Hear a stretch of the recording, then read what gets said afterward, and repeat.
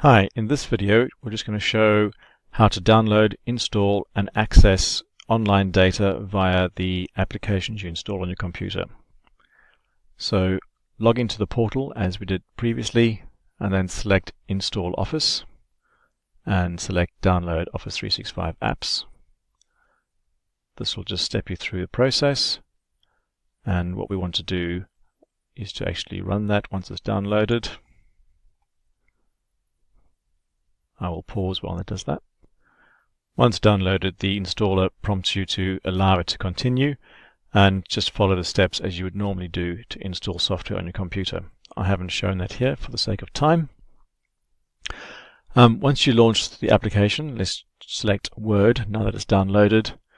You'll notice, if it's logged in, your name at the top here. I have mine obviously just to show the difference, but you can actually switch accounts and log into your own account if it hasn't logged in automatically. What you will be able to do is actually open files from two locations essentially, one being your local computer or the other being your OneDrive account. So if I select OneDrive within Word, it's going to go to the cloud and open that folder, and you'll be able to save files directly into your OneDrive online account without needing to install OneDrive Sync like Dropbox on your computer. If you want to explore that, please let me know and we can step you through that process. You will notice that in addition to OneDrive, we have access to Dropbox and also the SharePoint area within your Office 365 setup.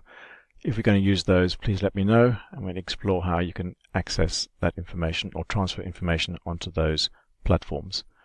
That's essentially it. If you open Excel or PowerPoint, you'll see the same situation where you can log into your Office 365 account and access all the files online.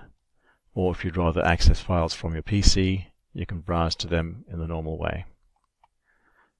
If you have any questions again, please email me on support@resonateservices.co.uk.